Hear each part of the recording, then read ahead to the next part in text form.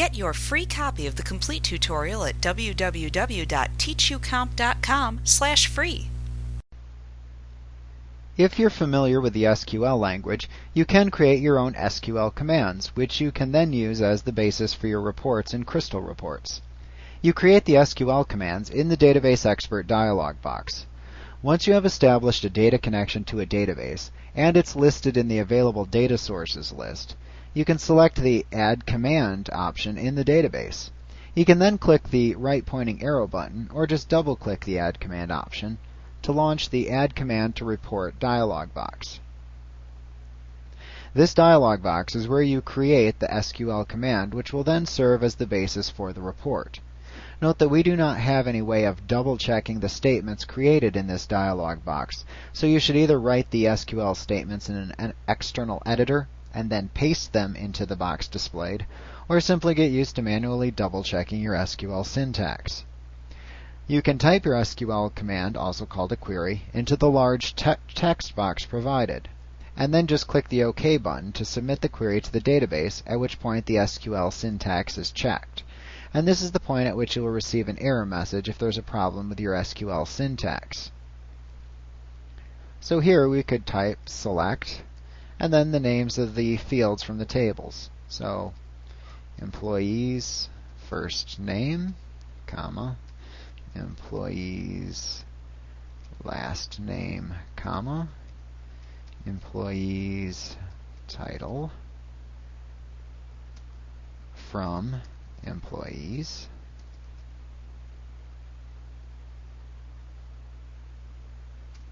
and at a basic level, that's probably all we would need. At that point, we can click OK, and you can see that when you do click OK, it's added to the Selected Tables list at the right side of the Database Expert dialog box. It'll always display its name as command, however. You can edit the name of the command by selecting it and then just pressing the F2 key on your keyboard to put the object into edit mode, where you can change the name of the command.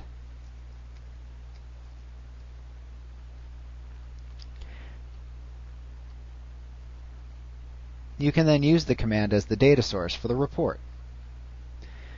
You can also increase the flexibility of the SQL statement by adding a parameter prompt to the SQL command, which you will use as the basis of the report.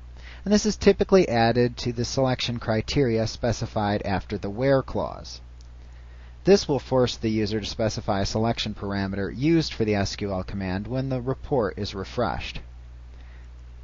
You add the SQL command parameters in the parameters list, which appears at the right side of the Add Command to Report dialog box. You click the Create button at the right side of the dialog box to launch the Command Parameter dialog box. And you first need to type a name for the parameter into the parameter name text box.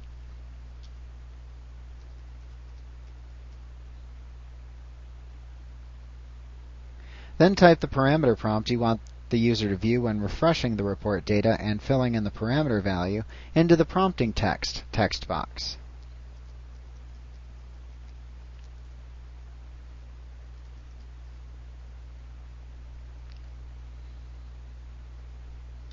Use the Value Type drop-down to select the type of value which you want the parameter to store. Note that the data type of the parameter must match the data type of the value against which it will be used. So for example, if the parameter is going to store a value used for comparison against a date-time field, then you'll need a date-time data type to store the value. You can then enter a default value for the parameter into the default value text box.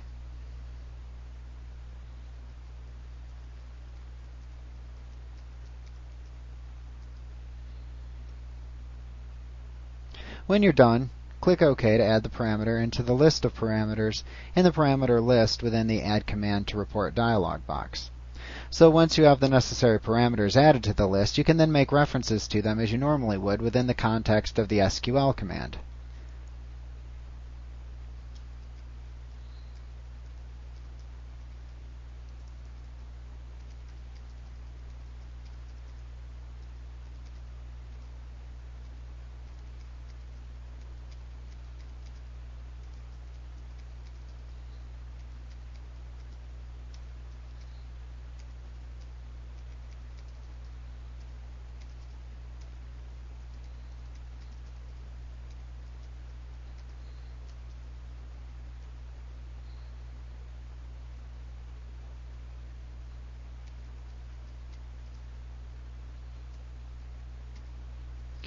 When you are done, just click OK. Also note that you can select a parameter from the parameter list and click the Modify button to make changes to the parameter in the Command Parameter dialog box. You can also delete a parameter by just simply clicking on it and choosing the Remove button at the right side of the parameter list. But once you click OK in the Add Command to Report dialog box, you'll be presented with the Enter Parameter Values dialog box where you'll see the prompting text. Select or enter the value to use for the SQL parameter prompt into the dialog box, and then click OK.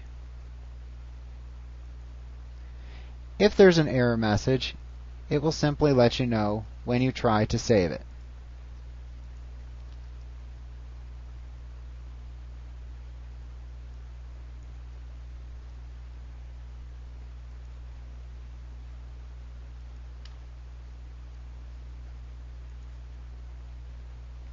When you do successfully input the parameter value, simply click OK, and then you can use that within your report.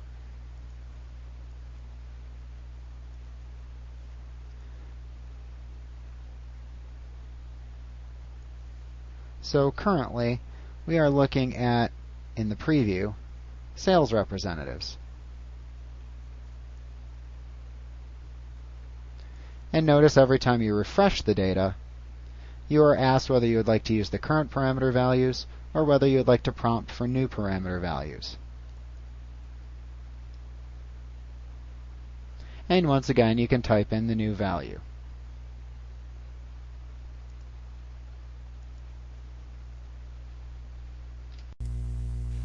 Like what you see? Pick up your free copy of the complete tutorial at www.teachucomp.com/free.